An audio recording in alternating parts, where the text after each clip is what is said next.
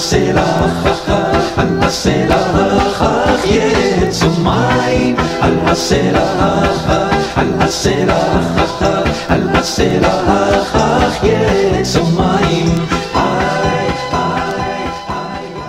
ne pas mélanger le 5, le He, et le 8, le Chet. Ça se prononce autrement, ça s'écrit, ça se ressemble un petit peu. Ensuite, ça c'est de 1 à 10. Ensuite, de 20 à 70 ou 70, on a Kaf, Lamed, Mem, Nun, Samer, Ayin, avec 3 lettres qui retrouvent une finale. Autrement dit, le Kaf trouve son Kaf sophite, le Mem possède son Mem sophite, et le Nun possède son Nun sophite. Donc, c'est chaque fois des lettres qui ont une option, on va dire, une option finale.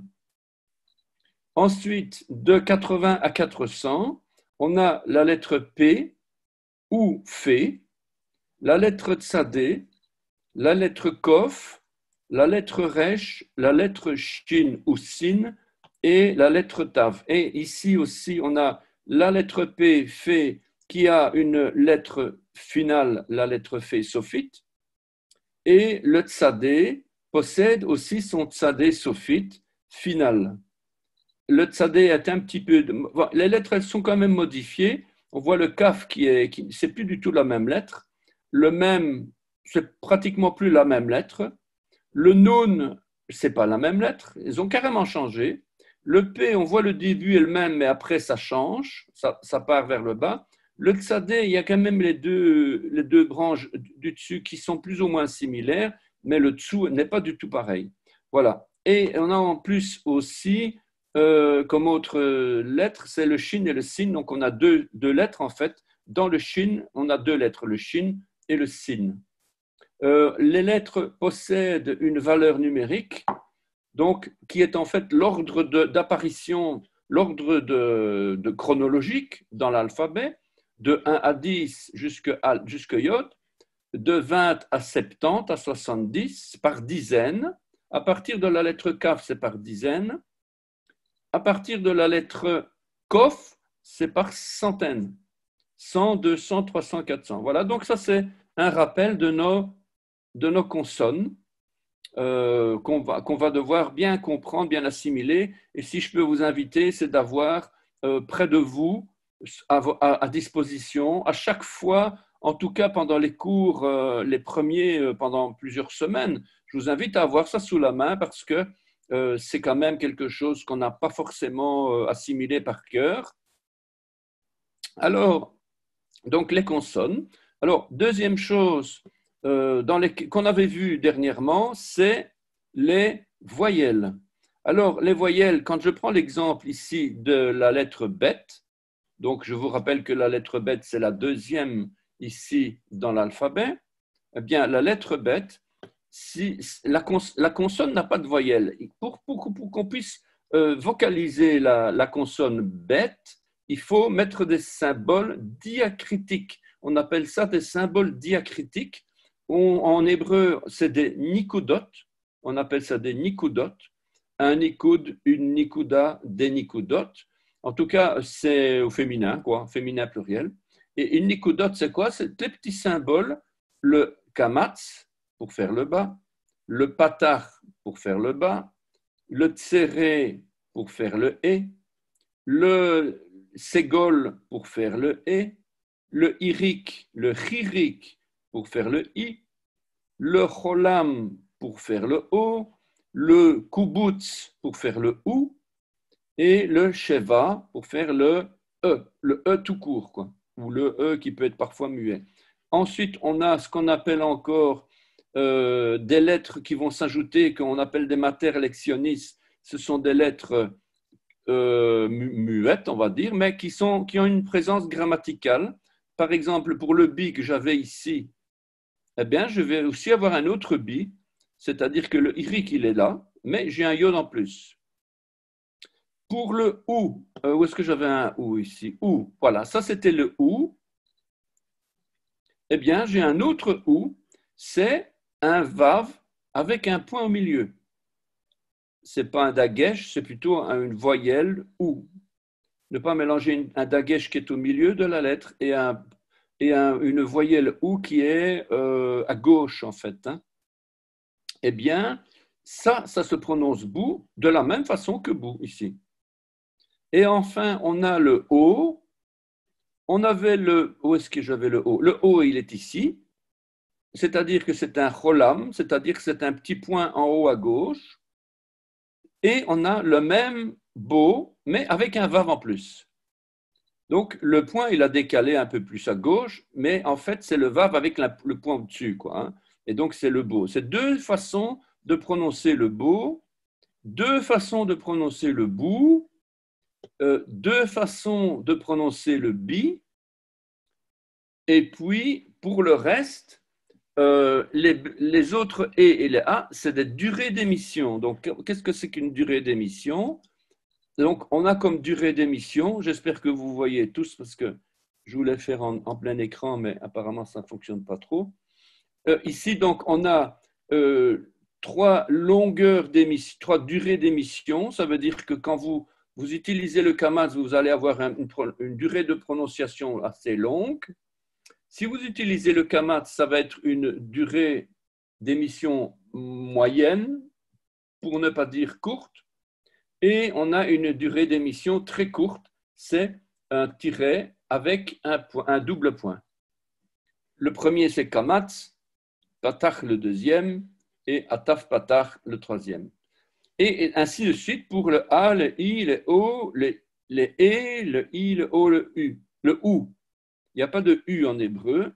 Donc, pour le a, on a kamatz, patach, ataf patach. Pour le e, on a tséré. Le tséré, c'est un e long, ou un tséré pleinement écrit, c'est e, c'est long, quoi. Si on veut avoir un e assez court, on va dire ségol, c'est 3 points. Et si on veut encore être plus court, presque à la limite du e muet, ça va être un ataf ségol, c'est e, très court. Il y aura encore plus court, et ça va être justement le sheva. Le sheva qui est un double point qui se trouve sous la lettre. Il y a plusieurs règles concernant ce E. Il y a, parfois on le prononce, parfois on ne le prononce pas. Et donc, il y a des règles. Ensuite, pour le I, on a un seul I, sauf qu'on l'écrit de manière différente. Soit le irik, c'est-à-dire un point tout court, soit le irik pleinement écrit. Le point, il est toujours là, mais on a ajouté en plus un yod. Et le yod, il est muet, quoi. On ne va pas faire I. C'est simplement I, et tout simplement, il a une fonction grammaticale.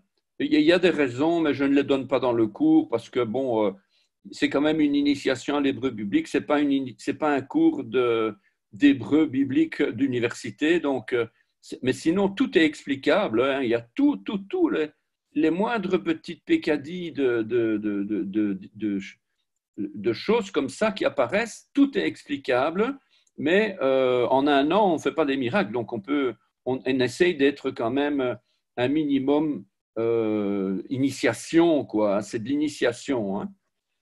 Et avec cette initiation, vous êtes déjà capable, en fin d'année, de lire et de comprendre quelques mots d'hébreu quand même, hein, et de pouvoir même écrire. Donc, c'est le but, en fait, de ce cours.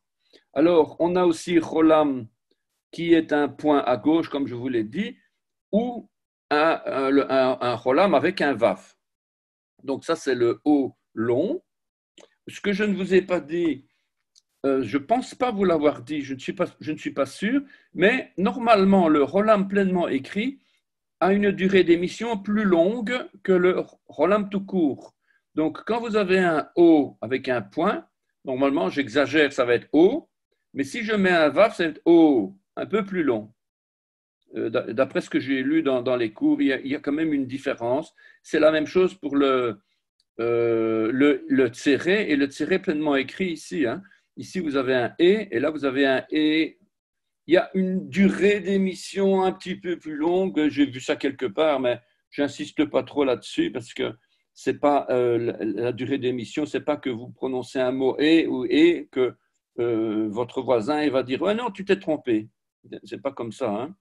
Donc on a le cholam avec un point ou le cholam avec un vav et puis on a aussi un o plus court qui est le petit kamatz, qui est le kamatz le même que ce que l'on retrouve ici dans le a, sauf que on ne retrouvera pas la différence. Quand vous voyez un petit t comme ça sous une consonne, vous ne pourrez pas dire a priori si c'est un A ou un O. Alors, il faudra connaître les règles et d'après les règles de syllabes, là, alors à ce moment-là, on va être sûr. Il y a plusieurs exemples, je vous montrerai.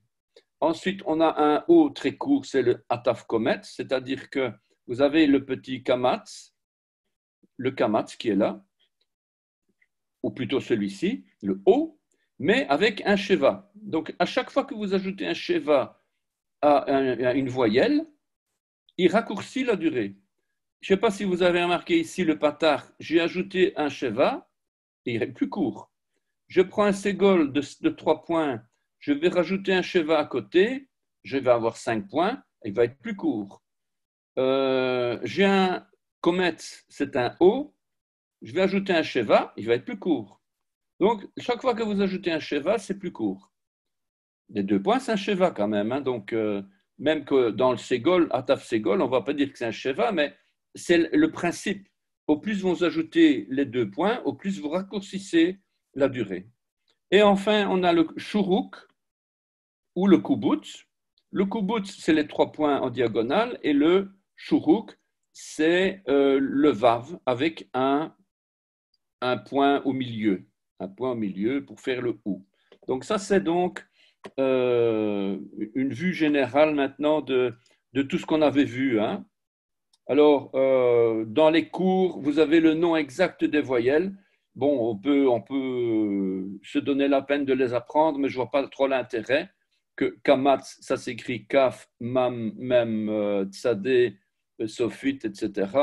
On peut se faire un gros coup en disant ouais, moi, c'est comme ça que ça s'écrit. Ça vous avancera à rien, je pense. Voilà, donc ça, c'est ce que je voulais vous montrer au niveau des principes de ces consonnes et de ces voyelles. Alors, le cours, je vous le montre, où est-ce qu'il est,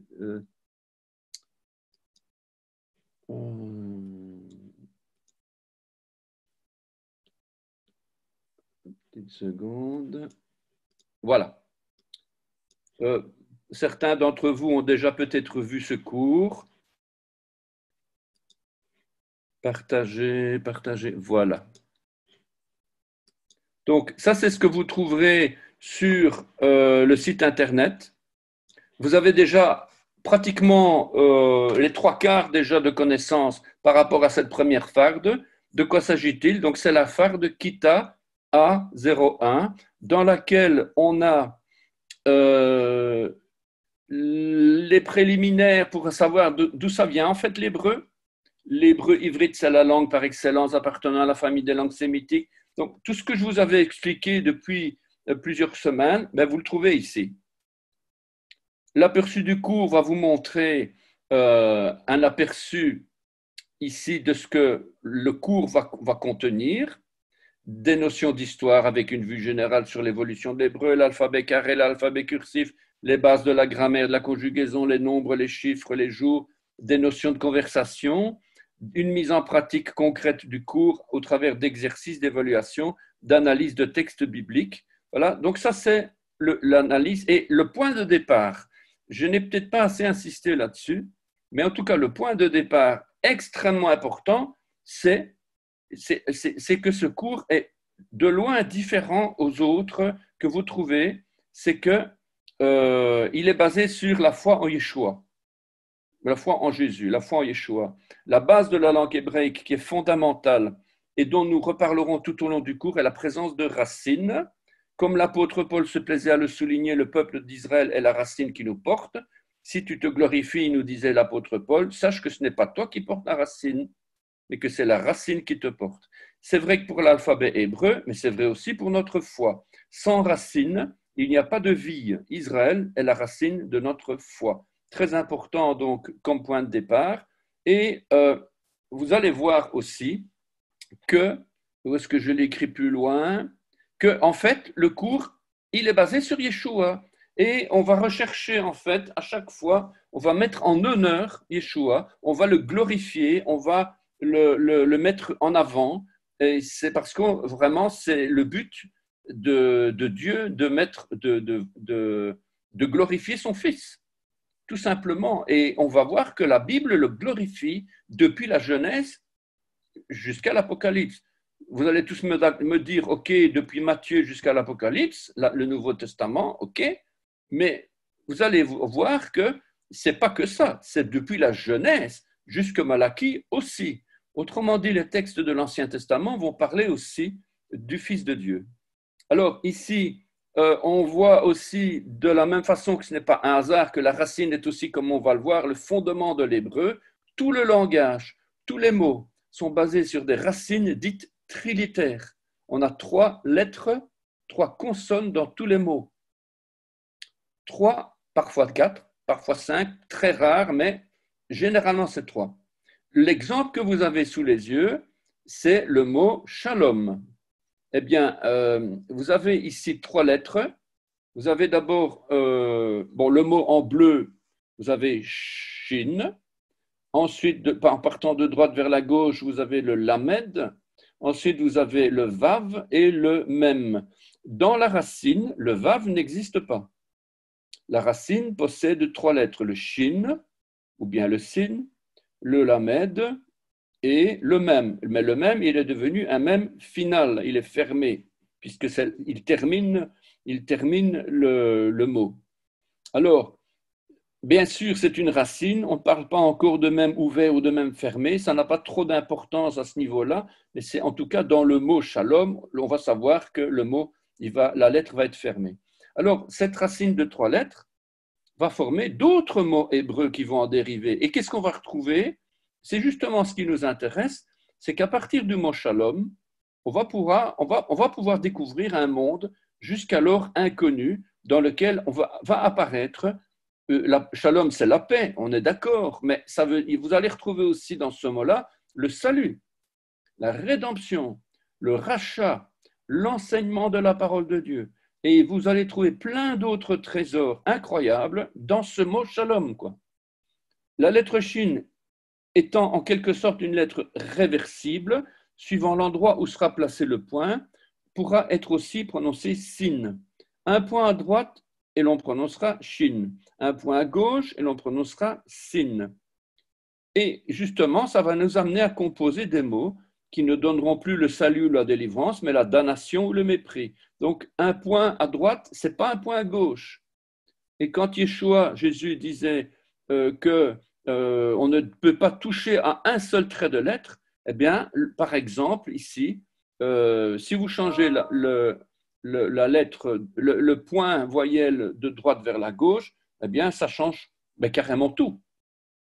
Alors, Yeshua disait, lorsqu'il disait que l'on ne pouvait pas changer un seul iota ou un seul iode, ici, il s'agit plus encore c'est plus qu'une simple voyelle, puisque l'emplacement de ce minuscule point de l'hébreu va alors complètement changer le sens du mot. Et voilà le passage que vous connaissez, hein, Matthieu 5, 17, 18. Ne croyez pas que je sois venu abolir la loi et les prophètes. Et donc, il ne disparaîtra pas de la loi un seul iota en grec, mais il ne parlait pas grec Yeshua, il parlait hébreu, araméen. Donc, c'est un seul iode ou un seul trait de lettre, jusqu'à ce que tout soit. Donc, on se rend compte à quel point de tels petits signes sont importants. Donc, ce cours, ce n'est pas juste comme ça pour le plaisir d'apprendre, c'est vraiment important ce qu'il y a derrière. Avant d'entrer dans le cours proprement dit, et c'est là que je voulais vous en parler, il nous faut d'abord nous familiariser avec ce que nous avons l'habitude d'entendre dans nos réunions. On parle de paracha, de parachot, de bénédiction, de Erev Shabbat, d'études de Shabbat, de chants en hébreu. En tout cas, dans nos milieux messianiques, il y a un vocabulaire qui est un petit peu différent. Jésus, c'est plus Jésus, c'est Yeshua. Donc, alors, ben, bon, voilà. Alors, on va commencer ici dans ce cours à glorifier, à mettre en avant un nom connu, celui de Yeshua. Et l'objectif de ce cours est d'arriver à lire des textes bibliques et de les analyser. Et nous allons d'abord, pour ce faire, nous habituer avec des noms ou des mots facilement reconnaissables que beaucoup connaissent comme Yeshua, Shalom, Torah, Adam, Abraham, etc. Ce n'est qu'après cela que nous pourrons rentrer dans la grammaire et la conjugaison pour en survoler les grands principes. Ça, c'est donc un avant-propos. Hein. Alors, ça, vous connaissez, puisqu'on a passé déjà quelque temps à ça, sur le système d'écriture qui vient de la calligraphie phénicienne. Je ne vais plus vous en rabâcher. Simplement vous rappeler, ou en tout cas vous dire, je ne sais pas si j'en avais parlé, c'est que les Bibles hébraïques s'écrivent avec une numérotation différente de la nôtre. À chaque lettre correspond une valeur numérique et ces chiffres doivent impérativement être appris par cœur. Pourquoi? Parce que dans certaines versions bibliques, les numérotations des chapitres, des versets, ça se fait en hébreu. Si je vous dis 2 Rois 8, 25, eh bien, on va avoir Melachim Bekar. C'est-à-dire quoi? Qu'est-ce que c'est que cette histoire? Melachim, c'est quoi? Roi. Melachim, c'est roi au pluriel. Bet, Ret, Kaf, He. Eh bien, Melachim, c'est roi, donc c'est le livre des rois.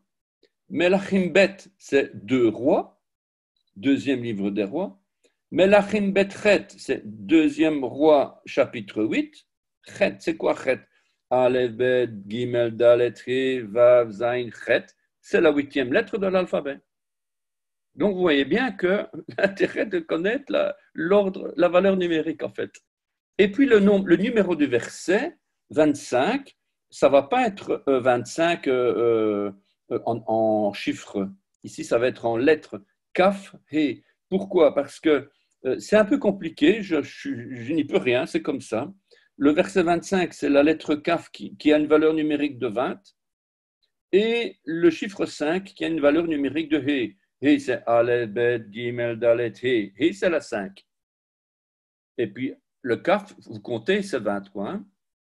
Voilà donc l'idée d'avoir l'ordre d'apparition des chapitres, donc en connaissant justement l'alphabet. Donc, c'est quand même important, à mon sens.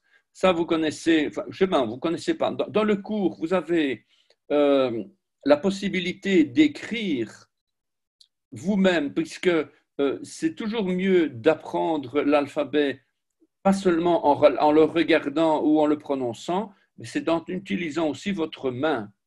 C'est-à-dire que vous tracez vous-même les lettres. C'est ce qu'il y avait dans le PowerPoint, c'est-à-dire dans quel sens vous allez tirer votre crayon, votre bic ou votre stylo pour arriver à tracer la lettre avec des lignes et pas comme un pinceau, puisque les lettres hébraïques, c'est plutôt avec un pinceau, comme les peintres y faisaient. Ici, c'est donc des lignes simples, 1, 2, 3, etc. Eh bien, donc vous tracez autant de fois qu'il faut pour vous apprendre justement à écrire vous-même, à enregistrer dans votre esprit les lettres de Aleph jusque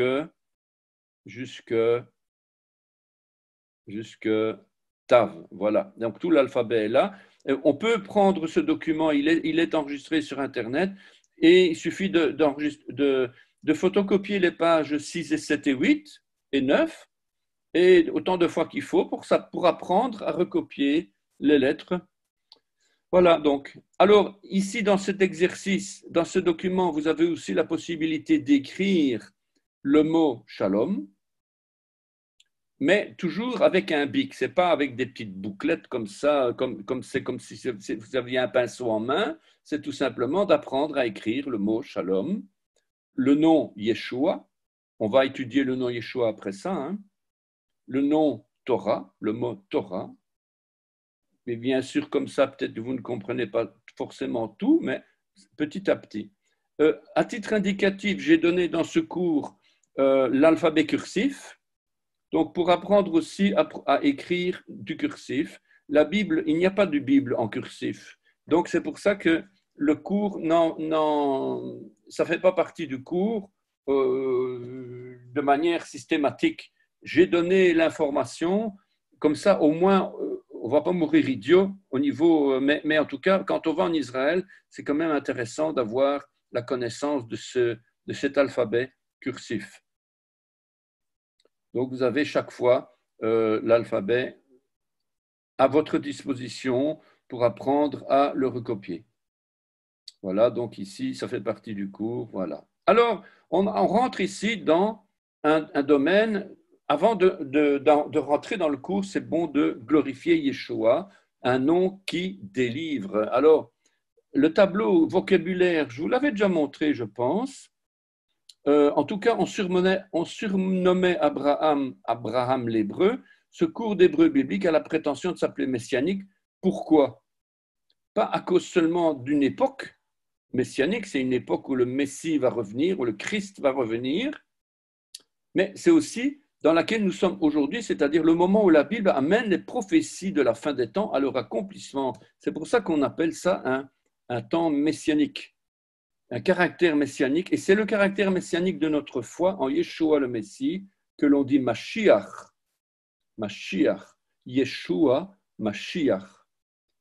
Alors, c'est la différence fondamentale que vous trouverez dans ce cours par rapport à certains cours que l'on retrouve en ligne sur Internet, mais où Yeshua est absent. Donc, c'est important, selon moi en tout cas, que ce cours a une valeur très importante pour notre foi. Ça, je vous avais déjà... Ah oui, alors, très important aussi, pourquoi est-ce qu'on fait ça, de mettre en valeur Yeshua? C'est parce que lui-même l'a dit. En Luc 24, il y a deux passages dans le Nouveau Testament, entre autres celui-ci, Luc 24, eh bien, il dit « Rappelez-vous les paroles que je vous ai dites quand j'étais encore avec vous. Il fallait que s'accomplisse tout ce qui a été écrit de moi dans la loi de Moïse. » Autrement dit, Genèse, Exode, Lévitique, Nombre, Deutéronome, 5 livres. Ensuite, les prophètes, il y a 16 prophètes, 4 grands et 12 petits prophètes, 16 prophètes. Et dans les psaumes, 150 psaumes. C'est un véritable défi que Yeshua est en train de nous lancer en pleine figure pour nous dire allez voir si vous ne trouvez pas écrit de moi dans ces livres-là. Donc vous allez prendre, je ne sais pas moi, Deutéronome, ou bien non, le Lévitique. Le Lévitique, c'est bourré de lois, bourré de machins. Vous dites non, ça c'est pas possible. Eh bien, Yeshua, il a dit, vous trouverez de moi écrit dans le Lévitique, dans le Deutéronome, dans le prophète Michée, dans le prophète Untel. Il y en a 16 des prophètes. Donc c'est un véritable défi. Et Sophonie, Habakkuk, voilà. Alors, afin de nous familiariser et avant d'entrer dans le vif du sujet, ce que je voudrais faire, et c'est ce que j'avais mis, c'est qu'on va découvrir le nom de Yeshua. On va découvrir le nom de Yeshua, et puis c'est seulement après qu'on l'a mis en valeur qu'on va rentrer dans l'hébreu. Mais déjà ici, vous allez voir quelque chose de magnifique. Le nom merveilleux de notre Seigneur et Sauveur Yeshua, Hamashiach, que les nations appellent Jésus-Christ. Alors, je regarde si tout se passe bien ici. Alors, permettez-moi d'interrompre pour voir s'il n'y a personne qui s'est ajouté ici. OK, il n'y a personne qui est venu se rajouter depuis. Voilà, donc je reviens ici. Alors, comme on le verra plus loin, au départ, ce nom assez courant en Israël, parce que Yeshua, c'est un nom courant, hein? C'est un nom courant. D'ailleurs, Yeshua, c'est un nom commun. Ça veut dire la délivrance, le salut. Yeshua, d'ailleurs, vous trouverez Yeshua dans la Bible. Il y a un personnage qui s'appelle Yeshua. Autrement dit, Jésus, quoi. Hein? Alors, lisons ce nom de droite à gauche. De droite à gauche, il se décompose en 4 lettres consonnes. On a d'abord le yod, 10e lettre, la plus petite lettre de l'alphabet. La lettre shin, l'avant-dernière lettre de l'alphabet. La lettre vav et la 16e lettre aïn. Alors, en sachant que les points et les petits traits représentent pour la plupart des voyelles, lisons de droite à gauche yé. Donc vous avez ici yé, chou, Donc le ch et le ou et le a. Le a, c'est donc une consonne sémite. Que, en fait, ce n'est pas Yeshua, c'est Yeshua. Yeshua. C'est une forme de prononciation sémite que nous ne pouvons pas, nous ne pouvons pas en tant qu'occidentaux, en tout cas pas sémites, hein, je vais dire plutôt, parce qu'il n'y a pas que des occidentaux ici, mais je vais dire que la langue sémitique, elle a une prononciation qui est difficile pour des gens comme nous. Et c'est une des raisons pour lesquelles ils ont eu des difficultés, que les traducteurs ont eu des difficultés pour le transposer en grec qui a donné Jésus. Et le haïn avec le patar, a, est devenu us. Bon, il y a une explication sur Internet, il y a plusieurs personnes qui ont expliqué de manière extrêmement bien détaillée. Je vous invite à le parcourir. En tout cas, je ne donne pas ici. Je ne pense pas que je donne ça ici. Je ne pense pas. En tout cas, Yeshua, que l'on écrit plus communément avec un Y, en hébreu, provient de la racine yasha, la racine trilitaire yasha, dont le sens se retrouve dans son verbe sauver. Donc, Yeshua, c'est une contraction de Yehoshua. Yehoshua, qui est Josué. Ce nom qui peut s'écrire de deux manières, donc ici Yehoshua, donc Yehoshua, ou bien Yehoshua. Donc, vous avez vu le ou avec un vav et un point au milieu, ou un ou avec un kibboutz, les trois petites voyelles en dessous. Deux façons d'écrire. Eh bien, Yehoshua signifie l'éternel est salut. Nous allons découvrir chacune des lettres de Yeshua, mais avant de cela, découvrons ce Yehoshua. Alors, celui qui a donné, c'est un personnage qui préfigure le Messie, justement, qui préfigure le Christ.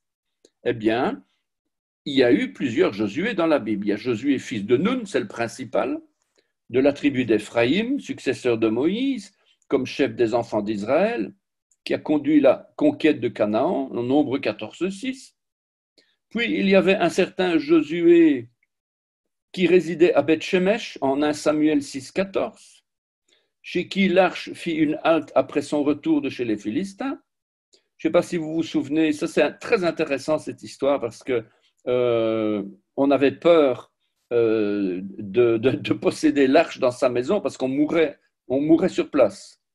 Et donc il y a une personne qui a dit mais moi j'ai pas peur, moi je veux bien l'arche dans ma maison. Et c'est justement quelqu'un qui est un peu l'image de celui qui est sanctifié et qui n'a pas peur d'avoir Dieu avec lui. En fait, c'est un peu, c'est une histoire qu'il faudrait qu'on en reparle.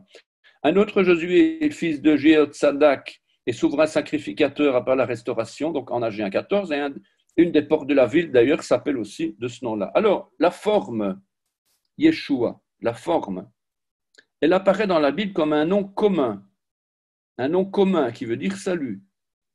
Alors, il faut quand même bien préciser que le nom Yeshua va avoir un He derrière. Il va se terminer par la lettre He. Et on va dire la délivrance, le salut. Et ça va être du féminin. Si j'enlève le He, que je vais avoir le Yod, Shin, Vav, Ayin, comme on le voit là, alors ça va être une personne, un homme, un masculin. Alors, on le retrouve dans un des livres du Tanakh, donc de la Bible, une fois pour Josué, fils de Nun, 28 fois, bon, etc. Je ne vais pas vous lire tout ça. Et cette forme diffère de la forme hébraïque ancienne, Yehoshua, que l'on trouve d'ailleurs dans la Bible. Alors, le mot est également différent de la forme plus tardive Yeshu, que l'on trouve dans le dictionnaire Ben Yehuda et qui est utilisé pour désigner Jésus de Nazareth. Et c'est d'ailleurs une forme de mépris qui est utilisée aujourd'hui encore par, par Israël, par les rabbins. Et c'est un acronyme en fait. Yemach Shemo Vesikro. Yemach Shemo Vesikro, que son nom et sa mémoire soient effacés. Donc en fait, Yeshu, je ne dis pas que quand vous dites Jésus, ça veut dire Yeshua. Ben, ça fait penser, effectivement. Ben, pour ça, nous, on évite de dire Jésus, mais bon, Dieu ne va pas nous faire la correction parce qu'on a dit Jésus au lieu de Yeshua. Mais en attendant, Yeshua, ça veut dire que son nom soit effacé. C'est vraiment dans l'idée que Yeshua, c'est un bâtard, c'est un menteur, c'est un faux prophète, c'est un... voilà. Et c'est dans ce sens-là qu'il est traité comme tel par la communauté juive d'aujourd'hui depuis 2000 ans. Alors, la forme Yeshua est employée dans les traductions du Nouveau Testament en hébreu, mais pour des raisons de confort et uniquement pour cette raison, il est de coutume dans notre français courant d'utiliser le Y plutôt que le I. Alors, Yeshua, ouais, alors je passe parce qu'il y a beaucoup de choses à dire là-dessus. Il faut que vous puissiez lire ce document. Et Yehoshua, en fait, Yehoshua, c'est une forme de contraction de Yeho et de Shua. Yeho, ça vient du tétragramme. Yahvé, Yahou, un élément théophore. Un élément théophore, ça veut dire de Dieu. Quand vous avez le yod et le hé, le yod et le hé, le yod et le hé, chaque fois, le yod et le hé, c'est la présence de l'Éternel et même la présence de Yeshua. C'est pour ça que dans le tétragramme yod hé vavé, on a la présence de Yeshua, la présence du Fils de Dieu. Alors, Shua, c'est un nom qui signifie un cri à l'aide, comme quelqu'un qui demande le secours, qui demande le bonheur et la richesse. Il y a eu ici une action de crier, d'implorer. Dans son entier, le nom veut littéralement dire crier à Dieu lorsque vous avez besoin d'aide. C'est un petit peu le sens de Shua. Et la racine Yasha, puisque la racine trilitère de 3 lettres Yasha, c'est de là que vient Yehoshua, qui veut dire Yotshinaim, qui veut dire sauver. Et en fait, d'où vient Yehoshua? Vous savez que Josué, il ne s'appelait pas Josué, il s'appelait Hoshea. Hoshea. Avant, et c'est Moïse qui l'a renommé à un moment donné, il donna d'ailleurs dans le passage ici, Moïse donna à Hoshea, fils de Nun, le nom de Yehoshua. Mais Yehoshua, en fait, il y a tout simplement le yod qui s'est ajouté. Donc vous avez Hoshea, vous ajoutez le yod, la main de l'Éternel, le Fils de Dieu, le Rédempteur, le bras du Tout-Puissant. Eh bien, vous ajoutez ce yod-là à Hoshea, et le Hoshea devient Yehoshea, mais les voyelles ont changé, ce qui devient Yehoshua. Yehoshua. Donc Josué, Hoshea est devenu Yehoshea. Vous voyez un petit peu la transformation du nom de Josué. Alors, Yeshuati. Il y a de nombreux passages qui indiquent Yeshua comme un terme commun utilisé pour parler du salut. Par exemple, Ésaïe 56.1, car mon salut ne tardera pas à venir et ma justice à se manifester. Eh bien, on va voir Yeshuati. Yeshuati. Vous avez ici 2 exemples. Vous avez le nom de Yeshua, Yeshua, Dieu sauve, c'est un nom propre. Et vous avez le même nom, Yeshua, mais vous avez la lettre He en plus. Eh bien, ça va être plus le nom de Yeshua, ça va être le secours, le salut, la délivrance. C'est un nom commun. Et quand vous avez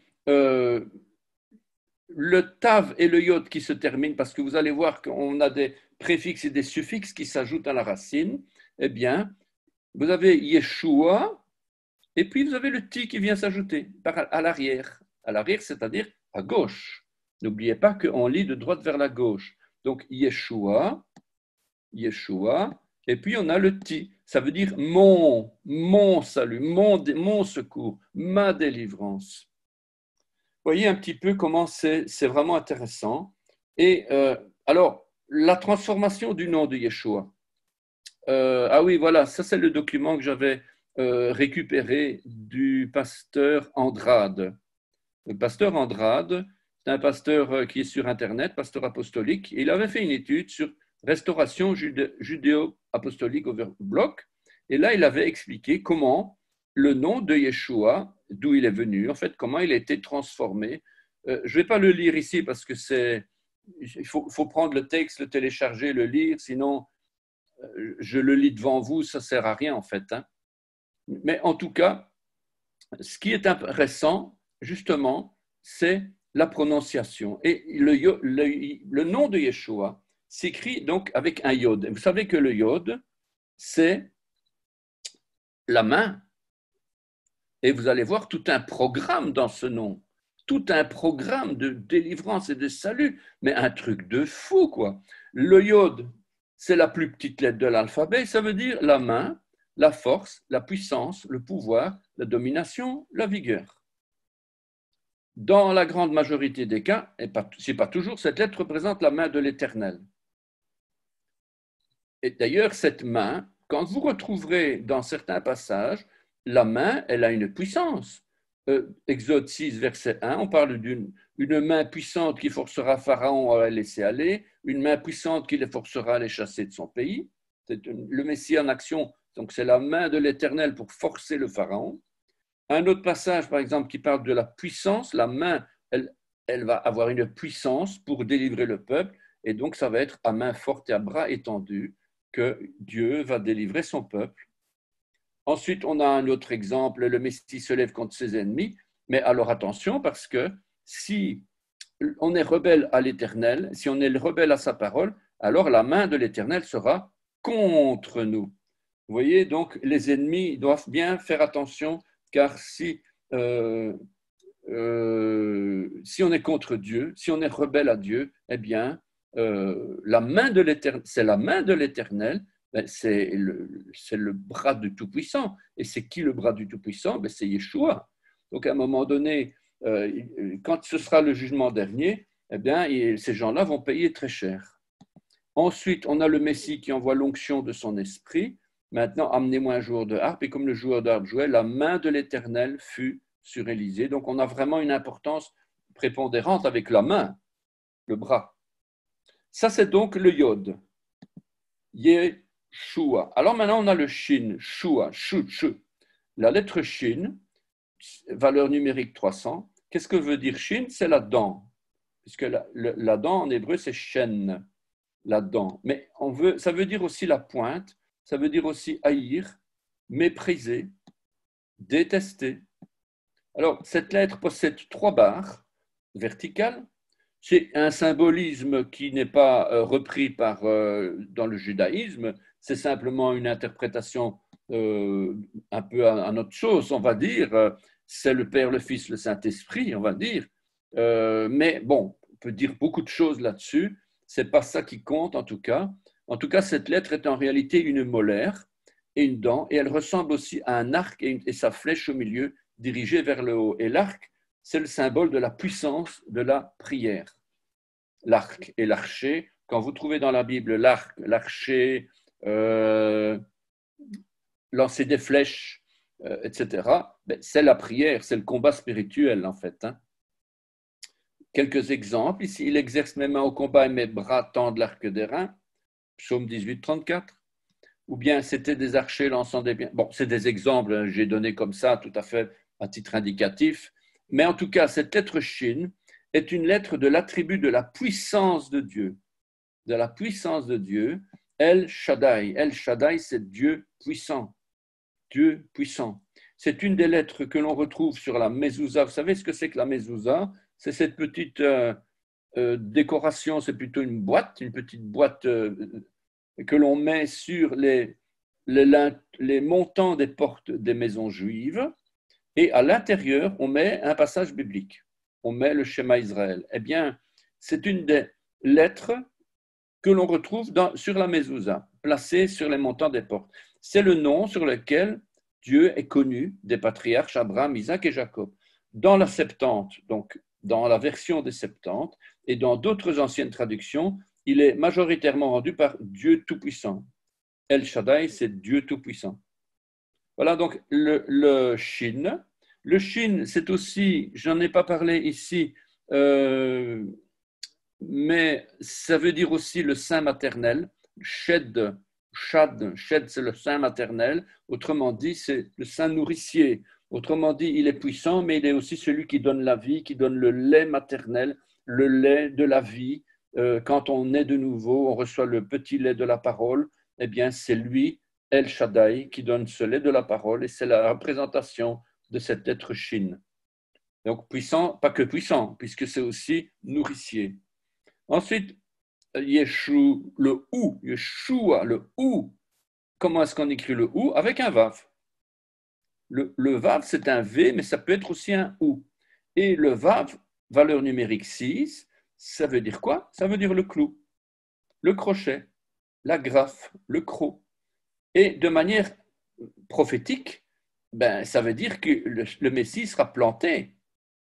Dieu va planter son fils dans le cœur des hommes. Il va le planter, il va le clouer sur la croix. Ce n'est pas que clouer sur la croix, il va le planter au milieu du péché pour dire maintenant le péché, tu vas t'en aller. C'est vraiment ça le but de la venue du Messie. Ce n'est pas uniquement clouer sur un bout de bois, mais c'est vraiment être cloué, fixé de manière, je le mettrai là d'ailleurs, voilà, je l'enfoncerai comme un clou dans un lieu sûr et il sera un siège de gloire pour la maison de son Père. Voilà, il l'enfoncera comme un clou dans un lieu sûr. Donc c'est vraiment très important ce passage-là. Un autre passage, de lui sortira l'angle, la pierre d'angle, de lui le clou, de lui l'arc de guerre, de lui sortiront tous les chefs ensemble. Quelques passages donc, qui nous parlent de ce Vav. Rappelons aussi que c'est une lettre qui a une valeur de 6, c'est la valeur numérique de 6. C'est aussi le 6e jour que Dieu a créé l'homme. Comme par hasard, c'est la valeur numérique du clou, c'est-à-dire du Fils de Dieu. Alors, quand on voit la lettre Vav dans l'hébreu, on pense tout de suite à la crucifixion, on pense tout de suite à la présence de Yeshua, la présence du Fils de Dieu, pour venir nous sauver, pour venir nous délivrer. Ce Vav a une puissance, vous allez voir, au niveau grammatical, au niveau conjugaison, pas conjugal, au niveau de la conjugaison, cette lettre a une valeur extrêmement importante.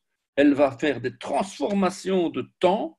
Et vous allez voir, d'ailleurs, cette lettre est appelée le maître du temps. Donc, c'est même les Juifs qui croient pas en Yeshua qui disent ça. Donc, c'est dans les cours d'hébreu, quoi. Profane, hein, on va dire. Ensuite, on a la dernière lettre, la lettre Aïn. La lettre Aïn, qui veut dire le regard, les yeux, la valeur numérique 70. C'est aussi une représentation des 70 nations vers lesquelles Dieu, entre guillemets 70 nations, vers lesquelles Dieu a envoyé son Fils. Et Dieu a les yeux sur nous, Dieu a le regard sur son Fils, qui est notre avocat intermédiaire. On a 2-3 passages, l'Éternel portant un regard favorable sur Abel et sur son offrande, et justement, c'est parce que Yeshua était sur la croix qu'il porte un regard favorable sur les hommes. Et ici, je t'instruirai, je te montrerai la voie que tu dois suivre, je te conseillerai, j'aurai le regard sur toi. Donc, psaume 32, verset 8. Et dans ce nom extraordinaire, on va trouver la main de Dieu qui a été envoyée par Elohim Echad, c'est-à-dire Dieu composé, unité composée, Dieu 3, Dieu en 3 parties, quoi. Dieu, on ne dit pas trinité, on ne dit pas triunité, on ne dit pas tout ça, mais en attendant, on sait quand même que Echad, Elohim Echad, c'est un pluriel de 3. Ce n'est pas un pluriel de 2, parce que la conjugaison nous aurait mis Elohim. Donc, Elohim, c'est bien 3. Eloha et Echad, c'est une unité. Il y a 2 unités en hébreu, et Yachid et Echad. Yachid, ça veut dire tu es mon fils unique, je n'en ai qu'un, c'est Yachid. Mais nous sommes nous sommes un dans un lien d'amour, nous sommes plusieurs, mais nous sommes un. Eh bien, ça va être une unité composée, et on va dire Echad. Eh bien, Elohim, il est Echad. Il n'est pas Yachid.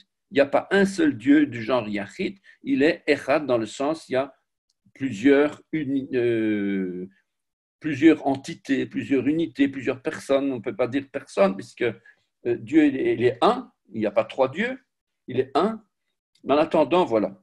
Et il est la main qui était envoyée par Elohim pour être une flèche tendue vers le ciel, pour intercéder pour les coupables et pour être méprisé et haï, puis être cloué sur une croix. Grâce à lui, le regard de Dieu qui se posait sur son Fils se pose maintenant sur nous tous qui avons mis notre confiance en lui. Et dans le nom de Yeshua est enfermé le programme de salut complet de toute l'humanité pécheresse. C'est incroyable. Le sang a été versé pour notre réconciliation avec notre Père, Avinu. On n'a plus besoin de sacrifices, on n'a plus besoin d'offrandes d'expiation, on n'a plus besoin de faire des mitzvot, c'est-à-dire des offrandes, des bonnes œuvres. On n'a plus besoin de ça, car Yeshua, le Fils de Dieu, a tout accompli sur la croix. Et dans certains passages, on retrouve même la racine de Yeshua dans certains passages de l'Ancien Testament.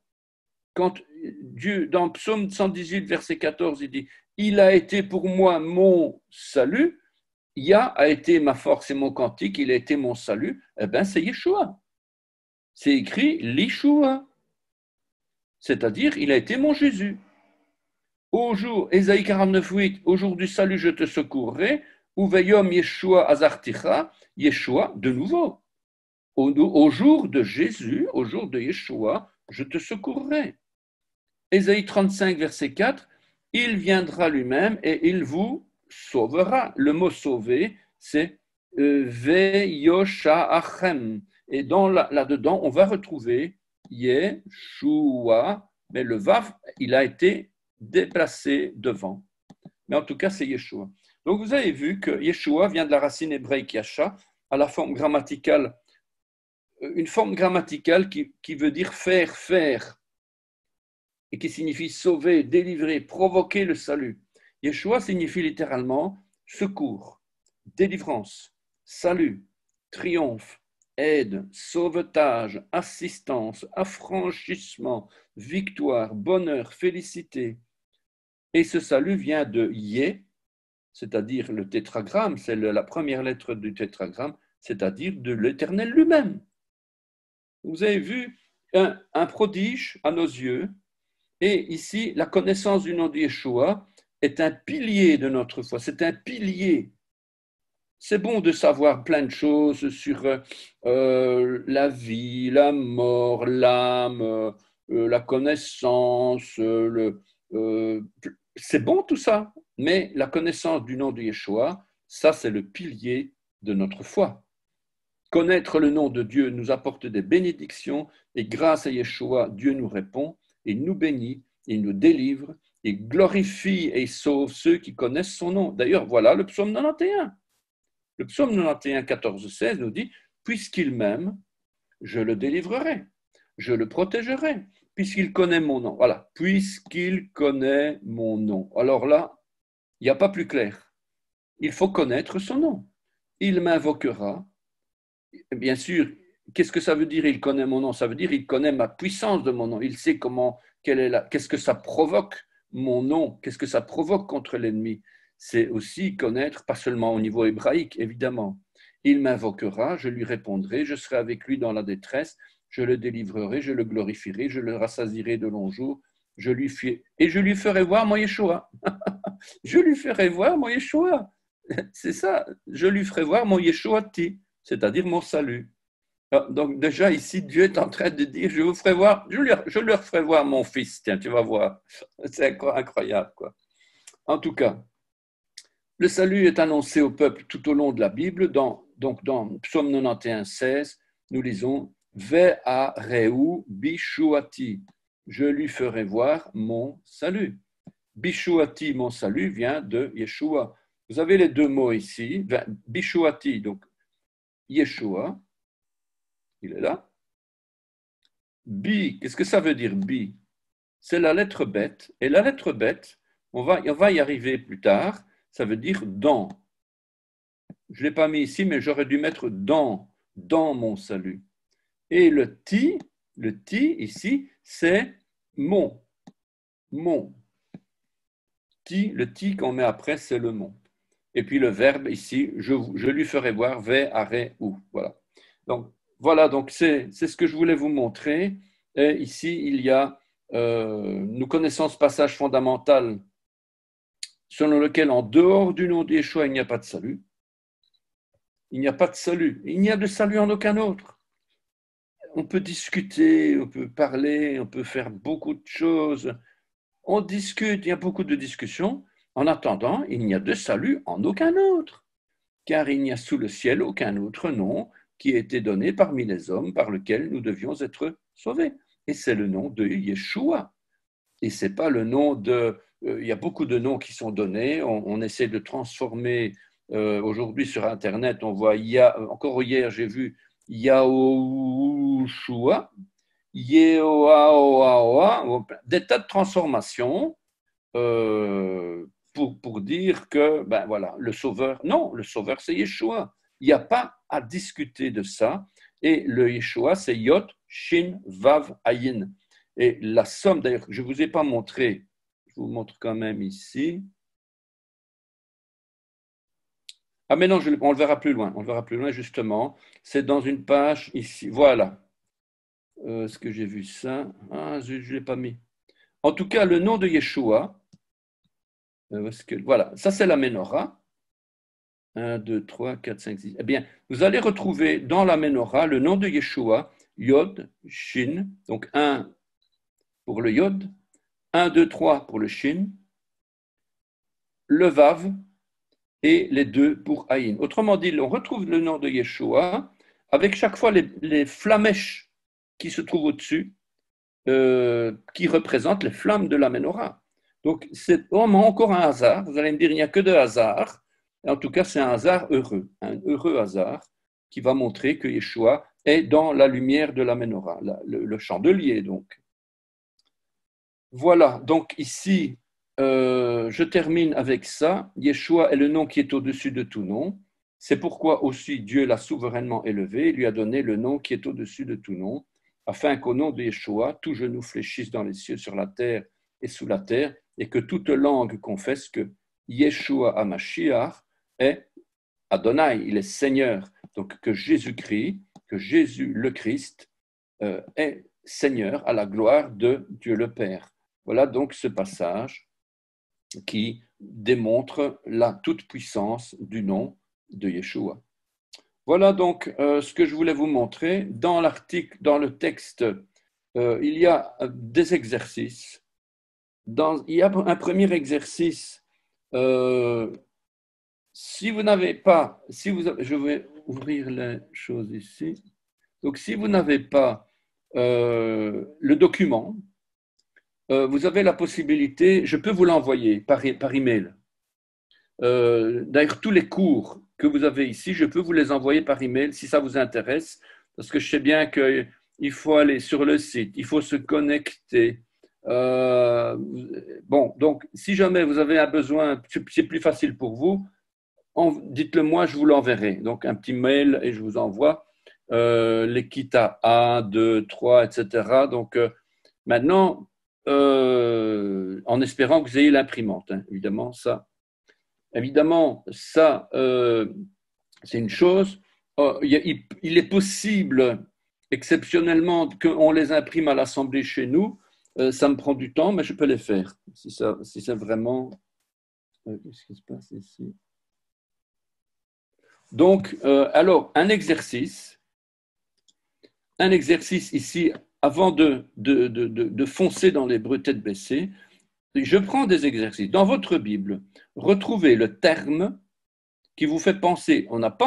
C'est pas encore de l'hébreu. C'est tout simplement retrouver le terme qui vous fait penser au nom de Yeshua et écrivez-le. On parle de 2 Rois 13, 17. Donc, je vous laisse un petit peu, je vous laisserai répondre à votre aise.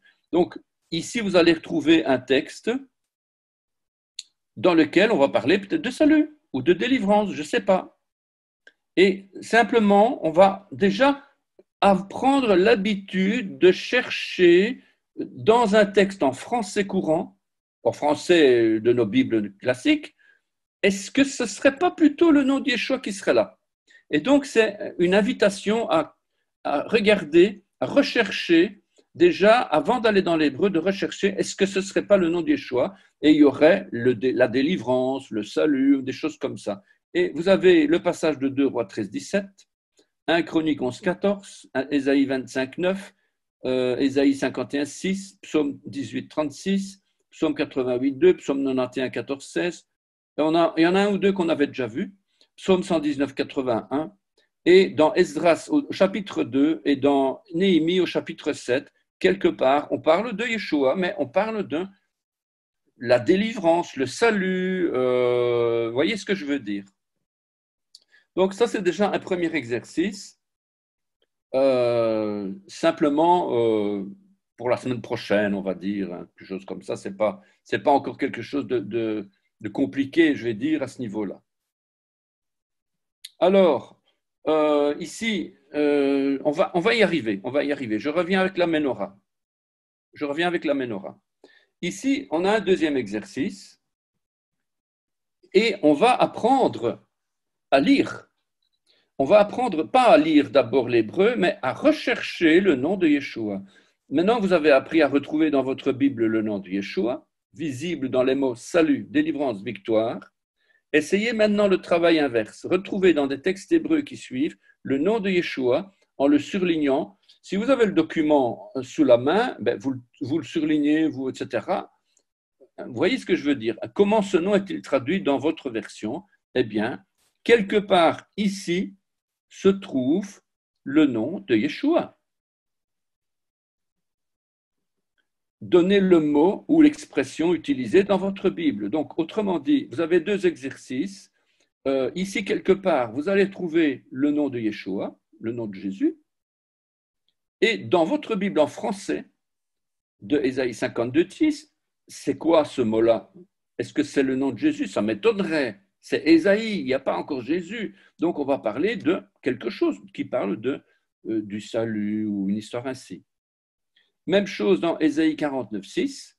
Quelque part ici, vous allez retrouver le nom de Yeshua. Idem, donnez le mot ou l'expression qui est utilisée dans votre Bible pour ce nom-là. Ce n'est pas compliqué, hein? Il ne faut pas croire que c'est compliqué, mais il faut quand même lire le verset et bien réfléchir.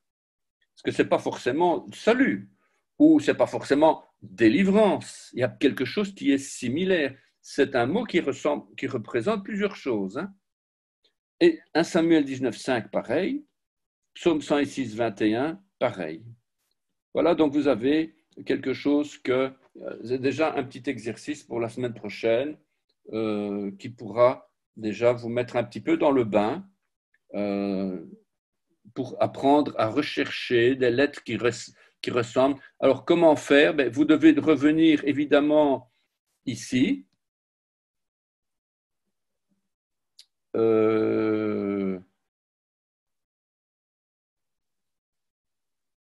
Voilà, ici. Vous devez revenir ici. Vous avez le nom de Yeshua. Donc, éventuellement, vous faites une photo avec votre téléphone ou peu importe. Yeshua, voilà, vous retrouvez ça. Eh bien, c'est ça que vous devez retrouver dans la Bible. Vous allez voir, c'est important parce que ça va revenir souvent, ce genre d'exercice, de manière indirecte. On va retrouver Yeshua souvent. On dit, tiens, c'est quand même marrant, etc. Vous voyez, vous allez voir. Alors, je reviens ici.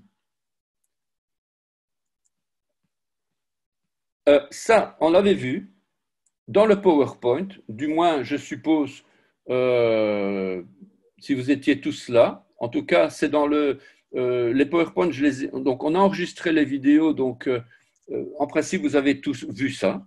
C'est les commentateurs messianiques qui expliquent pourquoi les scribes et les pharisiens ont réagi à la lecture du texte écrit sur l'écriteau placé par Pilate. Sur cet écriteau qui avait été placé au-dessus de sa tête et cloué sur le bois, Ponce Pilate, préfet de Judée, sous le règne de l'empereur Tibère, a fait inscrire ces mots en hébreu, en grec et en latin, le motif de sa condamnation. Donc on appelait ça un titulus, le titre, le motif. Sans s'en rendre compte, Ponce Pilate avait fait apparaître en acrostiche les 4 premières lettres du tétragramme sacré, traduit en français par l'Éternel. Ce qu'on a, nous, en français, on dit l'Éternel. celui qui fut crucifié pour nos péchés était le Seigneur lui-même, Dieu en personne. Ce n'est pas uniquement le Fils de Dieu en tant que vous êtes tous fils de Dieu, on est tous appelés fils de Dieu. C'est facile ça de dire Jésus, ouais, il est fils de Dieu, ouais, je crois bien, il est fils de Dieu, ouais, pas de problème, ouais. Mais est-ce que tu crois qu'il est Dieu? Ah, ça, c'est différent. Hein. Ah, ouais, mais non, oui, mais non, il est inférieur au Père. Et on discute, on tourne autour du pot pour essayer de refuser de croire qu'il est Dieu. Eh bien, ici, c'est exactement l'exercice que Dieu a mis devant les yeux des pharisiens. Celui qui était crucifié, c'était le tétragramme. Et le tétragramme, c'est celui qui était dans le buisson ardent. Donc, c'est quand même important. Et il faut savoir que les acrostiches, c'était quand même une méthode qui était souvent utilisée par les pharisiens. C'est ce que j'expliquais d'ailleurs dans le PowerPoint. Eh bien, ici, on a les psaumes 9, 10, 25, 39. Vous avez vu la liste de certains psaumes où il y a des acrostiches. Et il y a le 111 et le 112 aussi. Voilà, vous voyez, je ne vais pas parler des acrostiches, mais en attendant, ça parle de ces choses-là. Alors, si les pharisiens avaient eu gain de cause, parce ils avaient dit, voilà les 4 passages. Donc, comme on peut le voir, le peuple hébreu avait donc l'habitude de cette méthode poétique inventée en quelque sorte par le roi David. Quand les pharisiens ont lu le texte, la première chose instinctive qu'ils ont faite, c'était de voir ce que pouvaient donner les acrostiches. Et en effet, c'est avec stupéfaction qu'ils y ont découvert ce qu'ils redoutaient depuis toujours. Et les 4 évangiles s'expriment de 4 manières différentes. On a d'abord Matthieu 27, 37, celui-ci est Jésus, le roi des Juifs. Marc 15, 26, l'inscription portait ces mots, le roi des Juifs. Luc 23, 38, il y avait au-dessus de lui cette inscription, celui-ci est le roi des Juifs. Et enfin, voilà l'inscription qui nous concerne, qui nous intéresse, c'est Jean 19, c'est le disciple que Jésus aimait, Jean 19, de 19 à 20, Jésus de Nazareth, roi des Juifs. Et c'est là justement qu'on retrouve Yeshua Hanotzri, Humeler Hayehudim, et là on retrouve les 4 lettres du tétragramme que les pharisiens ont été offusqués et ils ont voulu lui faire changer. Ils ont voulu dire, oui, mais non, il a dit qu'il est, mais il n'est pas. Et puis là, tu aurais très bien pu ajouter, il a dit. Autrement dit, le tétragramme, il sautait. Il n'y avait plus possibilité d'avoir d'acrostiche de tétragramme. Donc, c'est un mystère que Dieu a permis que ces lettres en acrostiche devaient être là. Elles étaient là, immuables, personne n'allait y toucher, même, et il avait mis dans le cœur de Pilate, je l'ai dit, ça va rester. C'est vraiment incroyable comment Dieu est maître même des païens, en fait. Voilà, donc on a la description exacte de... Voilà ici ce que ça serait devenu. Yeshua Anotzri Melech HaYudim, Jésus, Yeshua le Nazaréen, roi des Juifs, Yod He Vav He, mais s'il avait dit, il a dit je suis roi des Juifs, on aurait eu Hu Omer Ani Melech HaYehudim. Il n'y a plus de tétragramme du tout là, ça ne marche plus l'histoire. Donc, alors humainement parlant, ce motif de condamnation aurait été plus logique, mais c'est Dieu qui a inspiré Ponce Pilate. Dieu voulant signer son œuvre de rédemption de l'humanité tout entière, ayant endurci le cœur de Pilate afin de ne pas céder, enfin endurci, ouais c'est ça, c'est endurci le cœur, afin qu'il ne cède pas. D'ailleurs, principal sacrificateur des Juifs, dire, et Pilate n'écrit pas roi des Juifs, mais écrit, il a dit, je suis roi des Juifs. Pilate répondit, ce que j'ai écrit, je l'ai écrit. Franchement, humainement parlant, il n'y a pas de raison qu'il ait refusé. Il aurait pu accepter. En quoi est-ce que ça le dérangeait? Il n'avait rien à voir avec qu'il est vraiment, qu'il n'est pas vraiment. Il s'en foutait, lui. Donc, il aurait pu dire, bah oui, allez, je vais quand même leur donner gain de cause. Ben, il a dit non. Ben, parce que c'est justement Dieu qui protégeait sa parole et Dieu protégeait la présence de son Fils et la présence du Dieu éternel cloué sur le bois. C'est extraordinaire, vraiment prophétique, cet aspect prophétique. Voilà donc, ici c'est un petit exercice, on va y revenir en arrière. juste encore pour terminer cette farde, parce qu'en fait, cette farde, on avait vu déjà une bonne partie avec l'alphabet. Donc, je termine en fait avec ce chandelier. Ce chandelier que l'on dit la menorah. Le chandelier a 7 branches qui représentent Yeshua, qui représente la lumière du tabernacle, la lumière. Nous sommes la lumière du monde. Il est la lumière. Celui qui le suit ne marchera point dans les ténèbres, il aura la lumière. Voilà, c'est la lumière. Eh bien, on dit la menorah. Et elle était dans l'arche au désert, ainsi que dans le temple de Jérusalem. Donc, 2 endroits différents, dans le désert, dans l'arche, c'est-à-dire dans ce tabernacle amovible, et dans le temple de Jérusalem, une fois que le peuple est rentré en terre promise, après les 40 ans de marche. D'ailleurs, au niveau de la paracha, ça dit en passant, on va terminer bientôt, à la fin, au mois d'octobre, on va terminer les 5, Genèse, Exode, Lévitique, Nombre, Deutéronome, donc l'analyse des textes par la paracha. Eh bien, ce sera le moment où le peuple va rentrer en terre promise. Et en tout cas, cette menorah, elle était placée dans le lieu saint et avant le lieu très saint, et il était fondu en une seule pièce, en or pur. Elle avait une branche centrale et 3 de chaque côté. Elle devait brûler sans cesse et le nettoyage des tubulures se faisait chaque soir par des lévites. Voilà, donc ça c'est le texte. Elle était alimentée d'huile d'olive, de l'huile pure. L'huile, c'est quelque chose qui va revenir très souvent. L'huile d'olive, c'est un aspect, un élément prophétique très important. L'huile d'olive concassée, qui va représenter le Saint-Esprit. Le mot menorah, ça vient de la racine manar. Et on va retrouver cette même expression dans Daniel 3,6, le feu ardent, Noura Yakideta. Noura Yakideta. Eh bien, il ne faut pas confondre la menorah, chandelier à 7 branches. Je ne sais pas si vous savez, mais on a 2 types de chandeliers en Israël depuis 2000 ans. Depuis 2000 ans. On a un chandelier à 7 branches et on a un à 9 branches.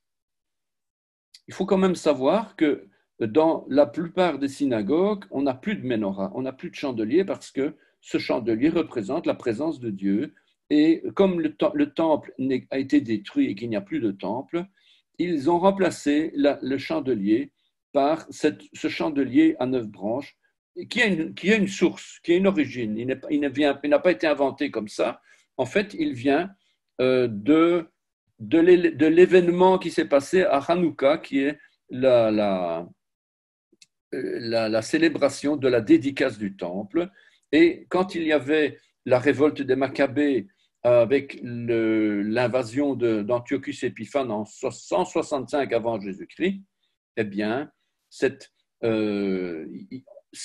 menorah, elle est un instrument, je vais dire, de tradition qui explique justement comment Dieu a permis que cette lumière reste dans le temple. C'est la tradition, ce n'est pas biblique, c'est la tradition, mais il faut quand même se poser certaines questions, parce qu'il y a quand même beaucoup de typologie dans cette menorah, où on a au milieu ce qu'on appelle un l'allumeur. L'allumeur, c'est la branche du milieu qui allume les 8 autres. Bref, on n'est pas là pour parler de la Hanoukia, ce chandelier. En tout cas, ici, cette lumière qui va resplendir et qui a aussi les 7 qualités de l'esprit, c'est en tout cas ce chandelier à 7 branches. Un rameau sortira du tronc d'Ésaïe, on va appeler ça un netzer. De lui naîtra de ses racines l'esprit de l'Éternel, reposera sur lui, esprit de sagesse, esprit d'intelligence, esprit de conseil, esprit de force, esprit de connaissance et de crainte de Dieu. Alors, c'est bien Yeshua qui est la lumière du monde, et dans l'Apocalypse, il est représenté derrière la menorah, dont les 7 lumières représentent les 7 églises, les Kehilot. Kehilot, c'est le mot que l'on utilise, Kehilot ici, c'est le mot que l'on utilise pour église. Et en fait, c'est le même mot qui a donné Kohelet. Et Qohélet, c'est l'ecclésiaste. L'ecclésiaste qui a donné Ecclésia. Donc l'Ecclésia, l'Église, ça vient de Qohélet, Ecclésiaste, le livre de l'Ecclésiaste. Et en fait, ça vient de la tribu de Kehat. Et la tribu de Kehat est une tribu qui avait comme particularité de préparer les instruments du tabernacle, du temple. Et la tribu de Kehat a donné un mot, Ka'al ou Keila. Ka'al, c'est l'assemblée. L'assemblée. Keila, c'est une assemblée. Des Keilot, ce sont des assemblées. Voilà, je vous ai déjà donné une petite explication sur quelque chose qui va revenir plus tard et qui nous concerne beaucoup parce que l'Église, nous faisons partie de l'Église de Jésus-Christ, la Keila de Yeshua HaMashiach. Eh bien, nous devons savoir où nous sommes, où nous avons nos pieds. Nous devons vraiment savoir où nous avons nos pieds. Est-ce que nous sommes dans une Keila ou est-ce que nous sommes ailleurs? Il faut vraiment savoir où est notre foi, où est notre appel, où est notre salut. Enfin, ce chandelier où la menorah est aujourd'hui le symbole prophétique par excellence, une menorah gigantesque se dresse devant la Knesset. Vous savez ça peut-être quand vous voyagez en Israël, devant le Parlement israélien, c'est une menorah. C'est le chandelier à cette branche qui représente Yeshua, il faut quand même le dire, il représente le Fils du Dieu vivant, quoi. Eux ne le savent pas, mais en attendant, c'est ça. Ensuite, il y a le blason du pays d'Israël, c'est un chandelier encadré de 2 branches d'olivier. Israël et l'Église des gentils, issus tous deux de l'olivier biblique. Et pour conclure, il semble bien que Pierre, l'apôtre Pierre, faisait allusion prophétiquement à Yeshua, la menorah, la lumière d'Israël, lorsqu'il disait « Nous tenons pour d'autant plus certaine la parole prophétique à laquelle vous faites bien de prêter attention, comme à une lampe qui brille dans un lieu obscur, jusqu'à ce que le jour vienne apparaître. » 2 Pierre 1, 19. Et c'est d'ailleurs un temps qui va bientôt arriver. On commence vraiment à rentrer dans des temps de ténèbres et on s'attend vraiment à ce que cette lampe qui brille dans le lieu obscur puisse vraiment venir, quoi. Voilà, donc ça c'est ce que je voulais vous montrer. Voilà, donc ça c'est une première approche. Ah, j'ai vu que iPad avait déconnecté. Désolé pour iPad, je ne sais pas qui c'est iPad.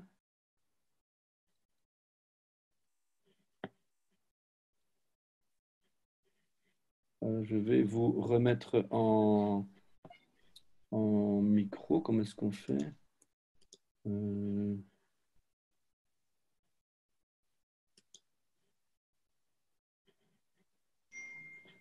Muet tous. Permettre aux habitants de réactiver eux-mêmes leur micro. Ah voilà, donc vous avez... Voilà, je vous réactive. Oui, on peut faire nous-mêmes. On n'a pas fini le cours, mais je vais dire, on peut déjà se parler un peu.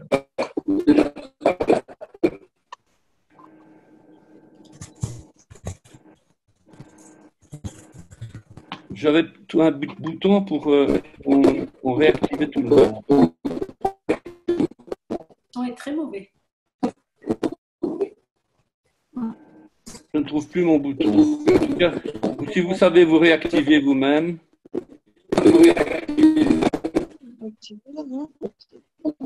Voilà, donc c'est déjà une première approche. Et avant de rentrer dans la grammaire, dans toutes ces choses, on doit vraiment se rendre compte qu'on glorifie un Seigneur avant toute chose. Mais effectivement, il y a beaucoup de bruit. Il faut diminuer le son, peut-être. Il faut que tout le monde diminue le son.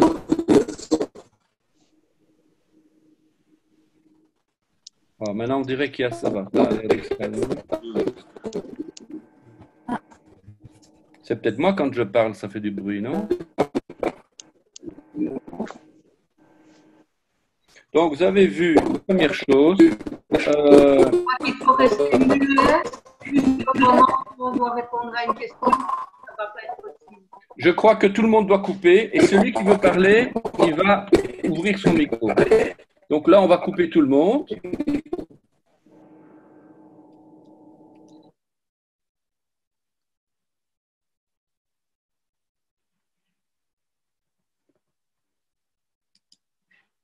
Voilà, tout le monde est coupé. Voilà. Donc, comme ça, c'est mieux. Si jamais quelqu'un veut parler, donc il ouvre son micro et il parle. Je crois que c'est plus préférable. Euh, donc, vous avez remarqué, c'est un peu différent d'un cours hébreu classique où on rentre directement dans la matière. Ici, on veut d'abord mettre en valeur Yeshua et c'est le nom qui délivre. C'est un nom par lequel tout genou fléchira, toute langue confessera. C'est un nom très, très important.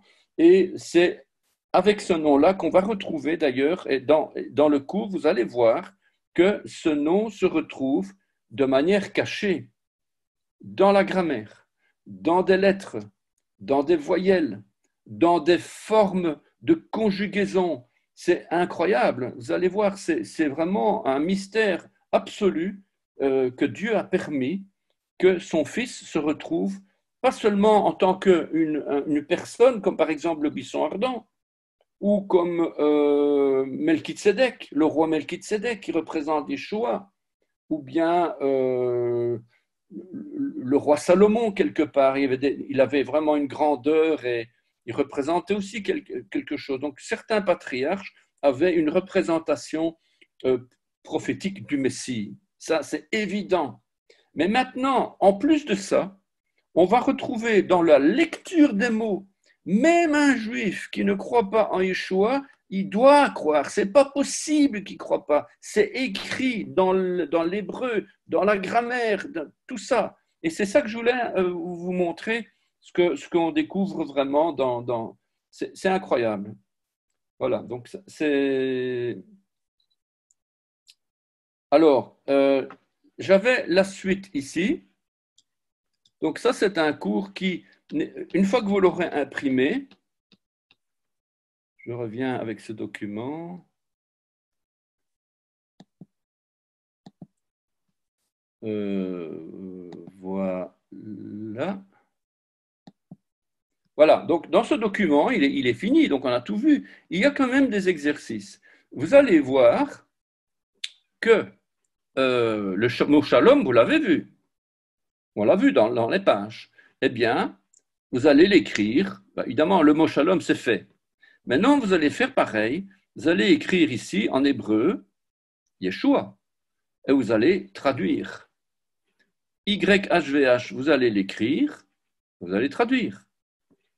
Ivrit, comment est-ce qu'on écrit Ivrit? C'est quoi Ivrit? Ça veut dire de l'hébreu. Comment est-ce qu'on l'écrit en hébreu?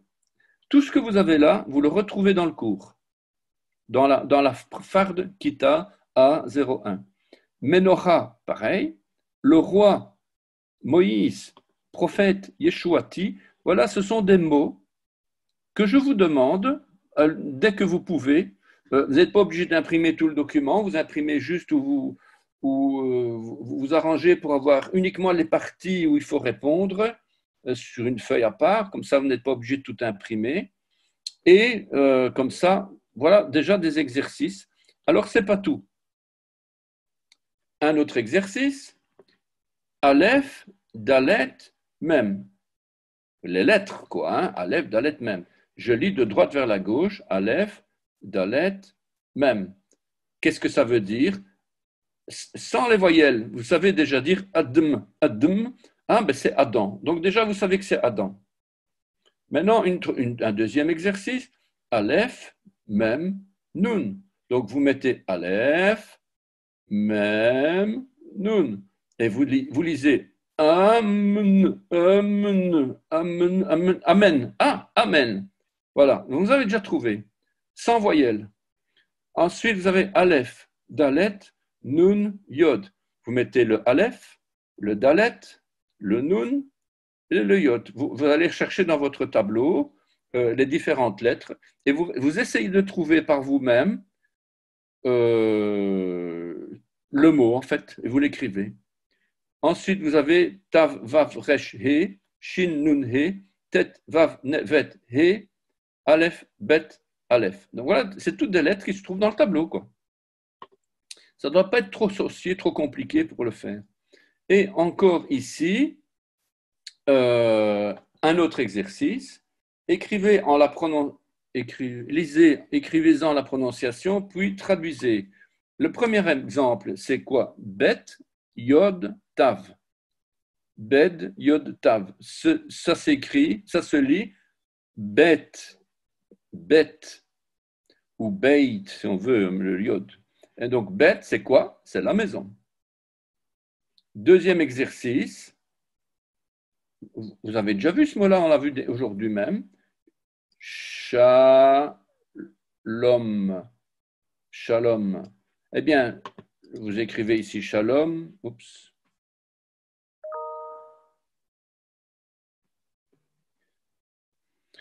Ensuite, dalet, bet, resh. Dalet, lamet, mem, yod, dalet. Tav, lamet, mem, yod, dalet. C'est un exercice difficile parce que vous ne l'avez jamais fait, mais vous pouvez essayer déjà. Et je sais qu'il y en a beaucoup qui réussissent l'exercice. Pour une première fois, ce n'est pas forcément compliqué, quoi. Et donc, il faut essayer de... Vous prenez les lettres ta, l, me, id, tel, mid, etc. Donc, voilà. Voilà ce que je voulais vous montrer pour aujourd'hui. Ça, c'est une première chose. Et j'ai déjà un exercice que je vais vous envoyer. Un exercice de révision. Où est-ce qu'il est celui-là? Où est-ce qu'il est celui-là?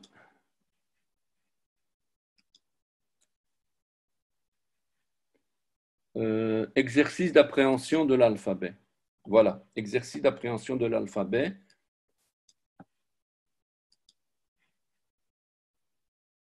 Est-ce que je suis partager l'écran?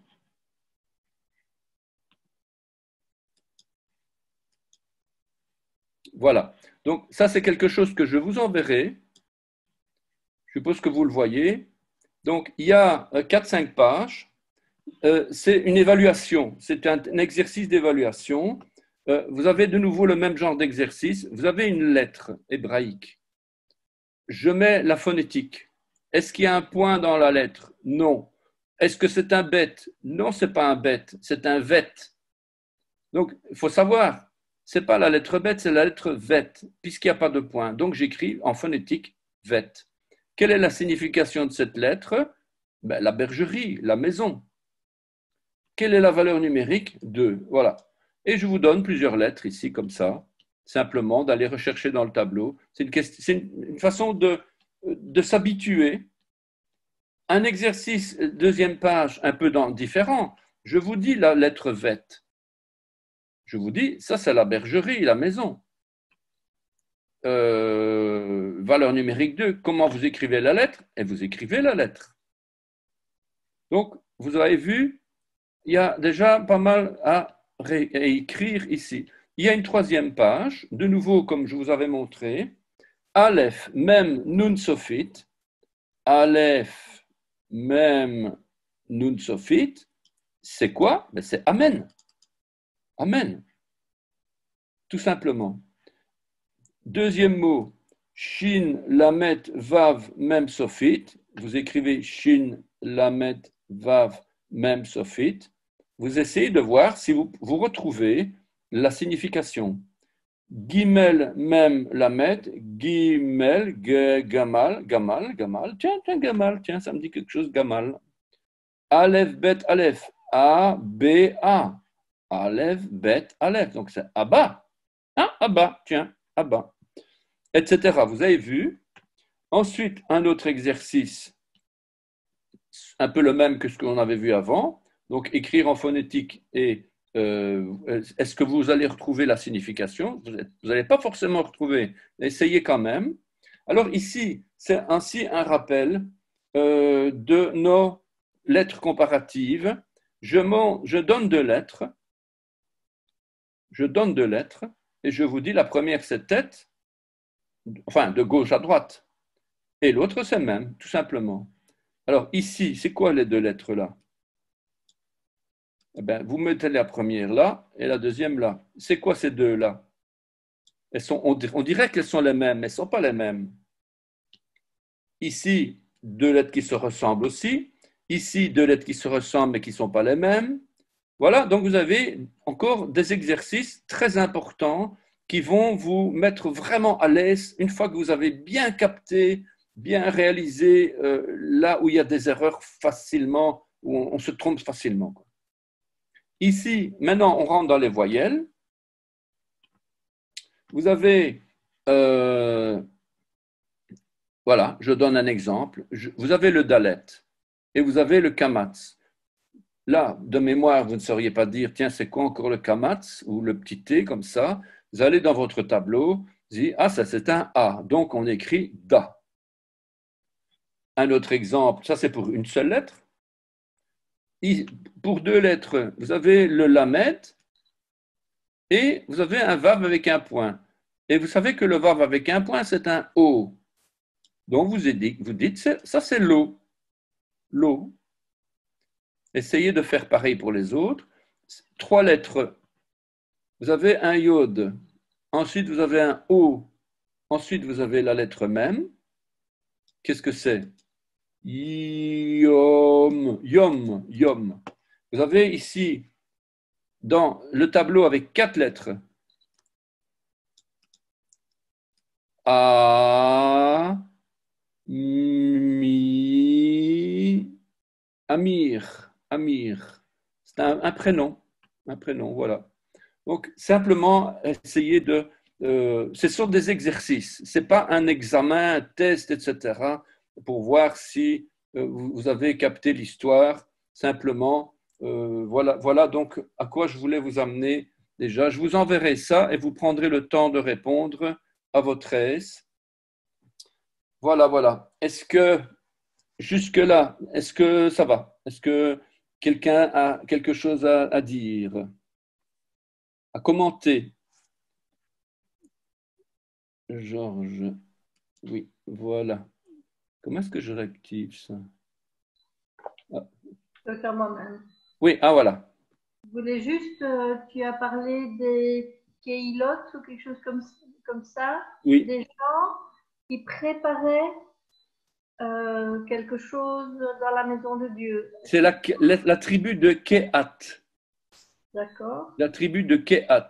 Ce n'est pas une des 12 tribus, c'est une des tribus Kehat. C'est une des tribus qui préparait les instruments dans le temple. C'est des Lévites, en fait, qui avaient ça comme fonction. D'accord. Et ça nous parle aussi puisque nous avons à préparer, nous-mêmes, nous préparons l'Église pour l'épouse de Christ, quoi, en fait. Hein. Je trouve que ça montre une autre dimension de l'Église, en fait. Tout à fait.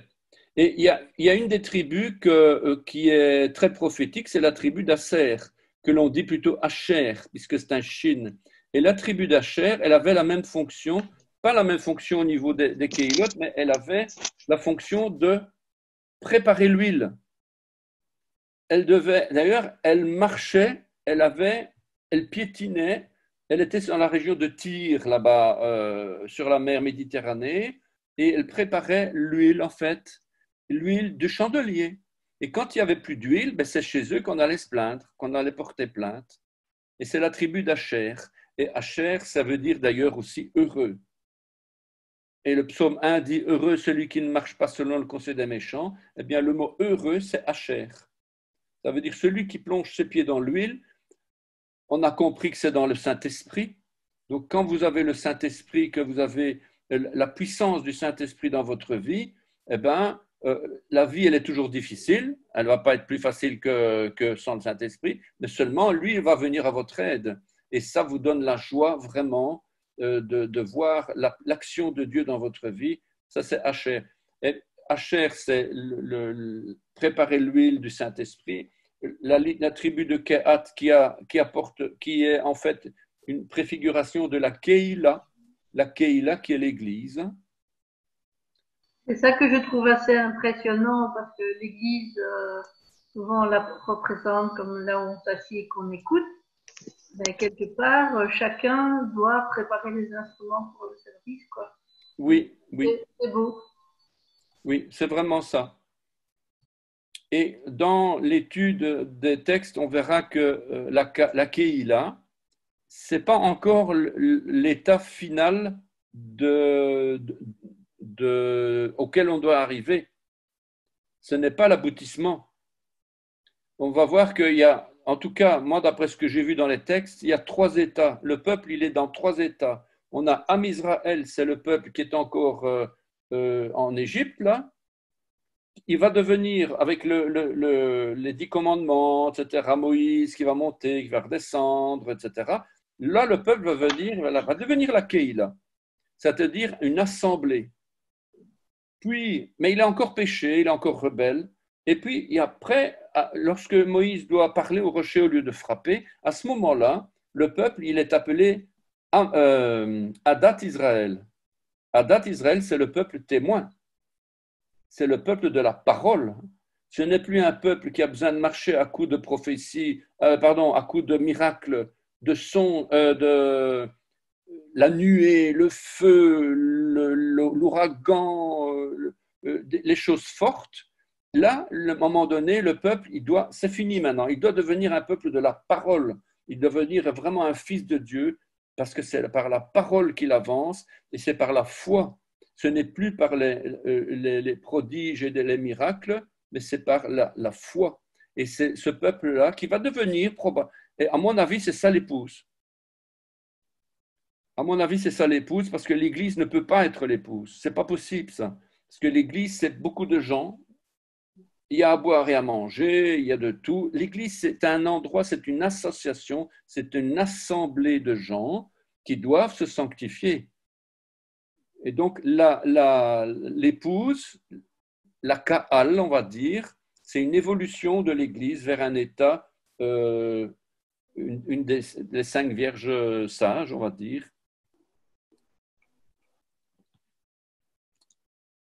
Voilà.